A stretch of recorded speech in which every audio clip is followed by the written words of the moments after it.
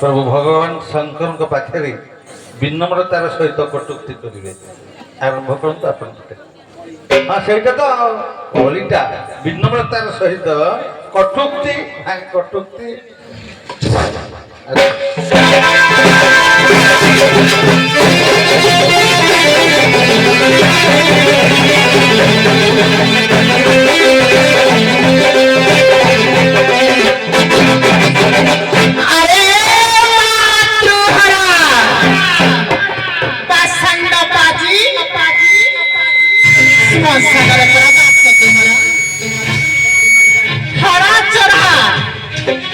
सामान्य गोटे हड़ा को बाहन करी बुलुछि आवा हे हड़ा गढ़ा नाती गढ़ा गढ़ा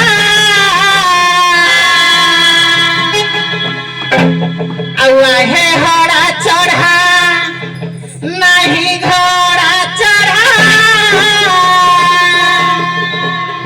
आयुष्मान साले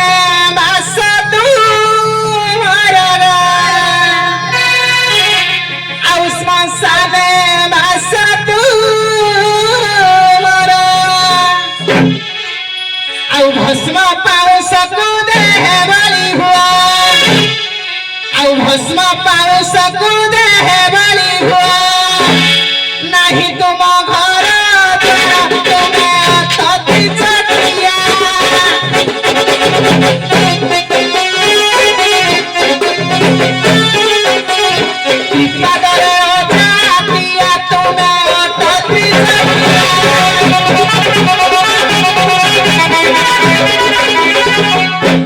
बाबू अंबुज मो कीर्तिमान मते कहउछन्ति मोर सहधर्मणे प्राणप्रिय पार्वती दुर्गति रासिनी दुर्गे आज तांकर मन मति भ्रम होई अछि बधुए ए मो साणी जगिया पाउसिया तांक नागी तमे बाया होइथिलो हे तेरु करी मते कहउथिले ये सामान्य होड़ा चढ़ा को बाहन करी बुलुछ बोली तुमे परा गुटे हिंस्र जंतु को बाहन करिछ ये जगतर नर नारी जहा को देखिले भय करंती तुमे से हे सजंतु सिंह को बाहन करिछ मते कहूछ हड़ा चढ़ा को बाहन करिछि मो हेली हड़ा चढ़ा तुमे कोन जगतर माता तुमको देखिले माता कूଳରେ पसी जीवा समस्त नर नारी भक्त गणकर सदृश्य तेणु करी एमिति गुटे हिंस्र जंतु को बाहन करिछ जाकु देखिले दूरे जीवे नर नारी भक्त गण होता कहू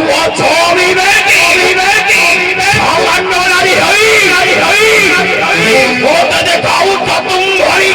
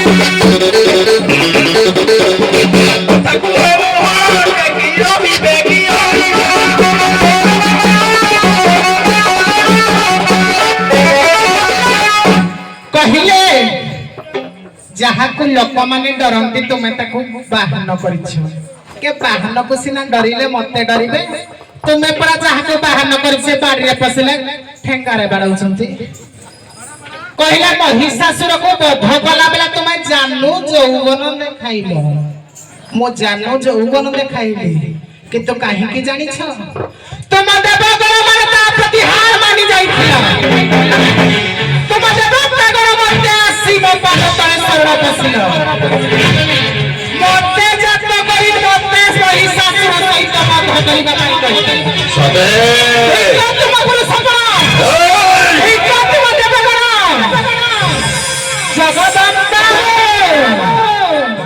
जगदम्बा ये सृष्टि को जानते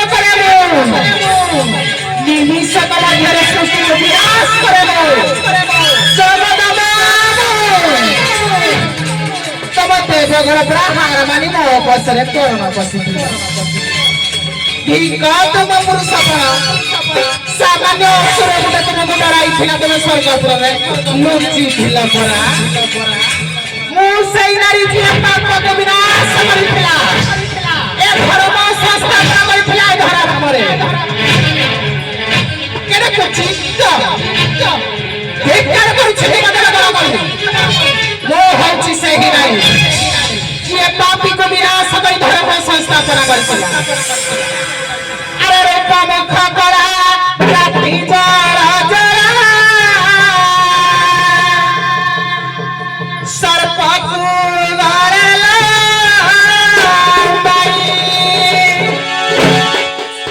ଆଉ ଭୂତ ପ୍ରେତ ସଙ୍ଗେ ବାସ କରୁଅଛ ଆଉ ଭୂତ ପ୍ରେତ ସଙ୍ଗେ ବାସ କରୁଅଛ ପିତା ମାତା ଜଣା ନାହିଁ ତୁମେ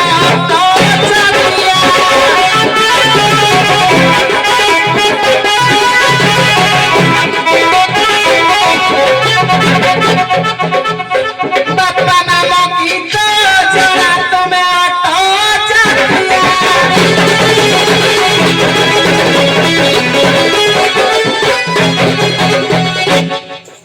ମୋ ସହଧର୍ମଣୀ ପ୍ରାଣପ୍ରିୟା ପାର୍ବତୀ ଯଦି ଏ ଭକ୍ତ ଗଣଙ୍କ ଆଗରେ ସ୍ୱାମୀଙ୍କୁ ନିଜ ସଦୃଶ କହି ଯାହା ଯୋଗୁ ସୃଷ୍ଟି ହୋଇଥିଲେ ଜ୍ଞାନରୁ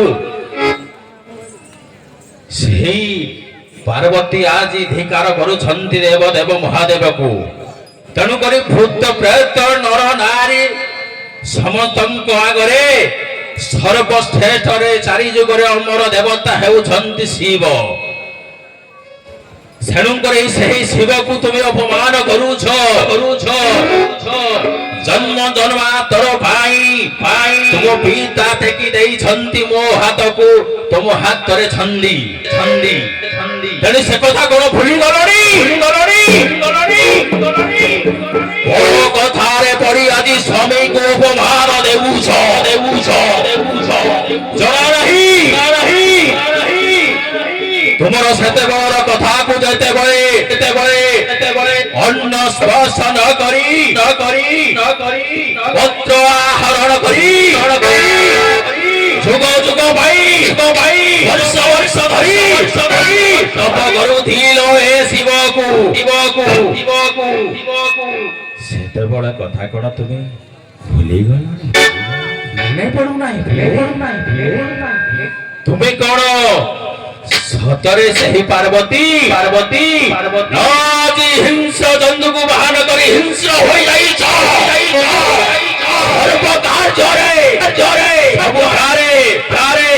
କାଳି ହେଲେ ମୁଁ କାଳ ତୁମେ ଭୈରବୀ ହେଲେ ମୁଁ ଭୈରବ ତୁମେ ପାର୍ବତୀ ହେଲେ ମୁଁ ଶିବ ତୁମେ ଗୌରୀ ହେଲେ ମୁଁ ହର ସମସ୍ତଙ୍କ ଦୁଃଖକୁ ହରଣ କରୁଥିବା ହେତୁ ହର ଆଜି ନ ଶୁଣି ନ ବିଚାରି ଅନ୍ୟ କଥାରେ ପଡ଼ି ଅପମାନ ଦେଉଛ ନାରୀ ଜାତିକୁ ସେଇ ମାତୃ ସଦୃଶ୍ୟକୁ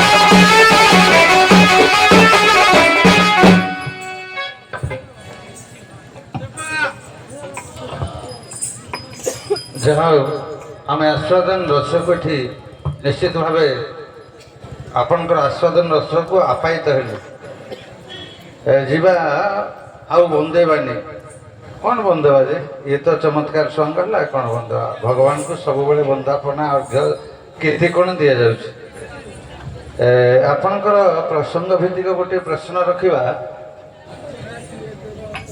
ଗୋଟିଏ ଅତି ସହଜ କଥା। ଆପଣମାନେ ଜାଣିଛନ୍ତି ବୋଧହୁଏ ଆପଣଙ୍କର ମୁଣ୍ଡଟା ଛେଦନ ହେଇ ଛେଳି ମୁଣ୍ଡଟେ ଲଗାଗଲା ଦକ୍ଷ ଯଜ୍ଞରେ। ମଇଁଷି ମୁଣ୍ଡ, ଠେକୁଆ ମୁଣ୍ଡ, ହରିଣ ମୁଣ୍ଡ କିଛି କ'ଣ ମିଳିଲାନି, ଗୋଟେ ଛେଳି ମୁଣ୍ଡ ଆଣିକି ଲଗାଗଲା। ତାର ପ୍ରକୃତ କାରଣ ଦେବୀ ଭାଗବତର ଉତ୍ତର ହବ। ହେଲେ ଗ୍ରହଣ କରିବା ଦେବୀ ଭାଗବତ ମତରେ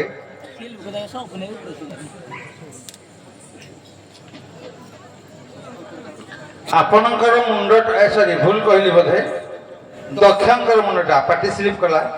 ଆପଣ ଦକ୍ଷ ଶ୍ୱଶୁର ଦକ୍ଷଙ୍କୁ ଛେଦନ କଲା ପରେ ଦକ୍ଷଙ୍କର ମୁଣ୍ଡଟା ଛେଳି ମୁଣ୍ଡ ଲଗାଗଲା। କାହିଁ ମଣିଷ ଠେକୁଆ ଆଉ କ'ଣ କିଛି ହରିଣ, ଆପଣଙ୍କ ଶ୍ୱଶୁରକୁ ଛେଳି ମୁଣ୍ଡ ଟିକେ ଲଗେଇଦେଲେ କାହିଁକି ଯେ? ଦେବୀ ଭାଗବତର ଉତ୍ତର ଆମେ ଚାହିଁବୁ, ଅନ୍ୟ ପୁରାଣ ନୁହେଁ କହିବା। ସାର୍ ଦେଖନ୍ତୁ, ଯେପରି ଆମର ପୁରୁଷଙ୍କ ମଧ୍ୟରେ ବୀର ପୁରୁଷ କା ପୁରୁଷ ଏଭଳି ସାର୍ ଅଛନ୍ତି। ତେଣୁ ବ୍ୟାଘ୍ର ସିଂହ ଏମାନଙ୍କୁ ନ ଲଗେଇ ବା ହିଂସ୍ର ଜନ୍ତୁ ବା ବଳବାନ ପଶୁର ମୁଣ୍ଡ ନ ଲଗେଇ ଜାଣିଶୁଣି ଦକ୍ଷଙ୍କୁ ଅପମାନିତ କରିବା ପାଇଁ, ଘୋରରୁ ଘୋର ଅପମାନ ଦେବା ପାଇଁ ଛେଳିର ମୁଣ୍ଡ ସାର୍ ଲଗାଗଲା। ସମାନ ପ୍ରଶ୍ନ ଆପଣଙ୍କୁ ରଖିବା, ଯେତେବେଳେ ଉତ୍ତର ନ ଆସେ ସମାନ ପ୍ରଶ୍ନ ରଖିବା। ଆଜ୍ଞା, ଦକ୍ଷ ଯଜ୍ଞ ଯେତେବେଳେ ମୁଣ୍ଡ ଛେଦନ ହେଲା, ଅନ୍ୟ କୌଣସି ମୁଣ୍ଡ ନ ଲାଗି କାହିଁକି ଛାଗଳର ମୁଣ୍ଡ ଲାଗିଲା? ଦେଖନ୍ତୁ ଆଜ୍ଞା, ଯେତେବେଳେ ଆସିଥିଲେ ସତୀ ତାଙ୍କ ପିତାଙ୍କ ପାଖକୁ ଆସିଥିଲେ, ସମସ୍ତ ଭଉଣୀମାନେ ଆସିଛନ୍ତି ତାଙ୍କ ପ୍ରତିବାଦ କରିବା ନ କରିବା ହେତୁ ଶିବଙ୍କ କଥା ନ ମାନି ଆସିଥିଲେ ସତୀ। ତେଣୁକରି ତାଙ୍କ ସହିତ ଆସିଥିଲେ କିଏ ନା ନନ୍ଦୀ। ଯେତେବେଳେ ସେ ଯଜ୍ଞସ୍ଥଳରେ ହାବୁଡ଼ିଲେ, ଦେଖିଲେ ଯେ ଦକ୍ଷ ସମସ୍ତଙ୍କ ନାମରେ ଆହୁତି ଦେଉଛି କିନ୍ତୁ ଶିବଙ୍କ ନାମରେ ଆହୁତି ଦେଉନାହିଁ। କିନ୍ତୁ ରାଗରେ ଜର୍ଜରିତ ହୋଇ ନନ୍ଦୀ କହିଲା, ମୋ ପ୍ରଭୁକୁ ଯିଏ ଅପମାନ ସଦୃଶ ଭାବି ତାଙ୍କ ନାମରେ ଆହୁତି ଦେଉନାହିଁ, ତେଣୁକରି ଏଇଭଳି ଅବିଚାରୀ ଦକ୍ଷଙ୍କ ମୁଣ୍ଡ ଛେଦନ ହୋଇଯାଉ। ତେଣୁକରି ସେଇଠାରେ ଆଣିକରି ଗୋଟେ ଛାଗଳର ମୁଣ୍ଡ ଲାଗୁ। ତାହେଲେ ଆପଣ କହିବେ ନନ୍ଦୀଙ୍କର ଅଭିଶାପ ଥିଲା।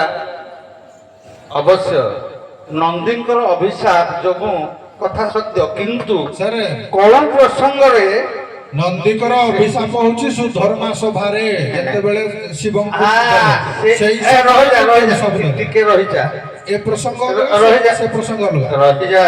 ଆଜ୍ଞା ସାର୍, ସିଏ ଠିକ କହୁଛ ତୁମେ। ସେଇ ସୁଧର୍ମ, ସେଥିପାଇଁ ତାକୁ ପଚାରିଲି କୋଉ ପ୍ରସଙ୍ଗରେ?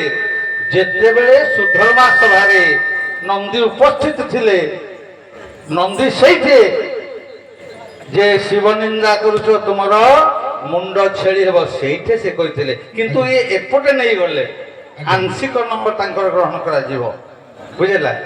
ତମେ ତା ପ୍ରସଙ୍ଗଟା ବି କହିଲ, ଶେଷରେ କହିଲ ସେଇଟା ସେଇଠି ଥିଲା, ସେଇଟା ଉତ୍ତର ଥିଲା। ସାର୍ ସାର୍ ଟିକେ କହିବି, ଯେତେବେଳେ ସାର୍ ଦକ୍ଷଙ୍କୁ ଶିବ ଯେତେବେଳେ ନମସ୍କାର କଲେନି, ଅନ୍ୟ ସମସ୍ତେ ନମସ୍କାର କଲେ, ସେଇ ସମୟରେ ଶିବଙ୍କୁ ଅଭିଶାପ ଦେଲେ। ଦକ୍ଷ ସାଙ୍ଗେ ସାଙ୍ଗେ ରାଗି ଶିବଙ୍କ ଭର୍ତ୍ସନାକୁ ସହି ନ ପାରି ପାଲଟା ଅଭିଶାପ କହିଥାନ୍ତେ। ଏବେ କହୁଛନ୍ତି ମନେ ପଡିଗଲା ଗାୟକ।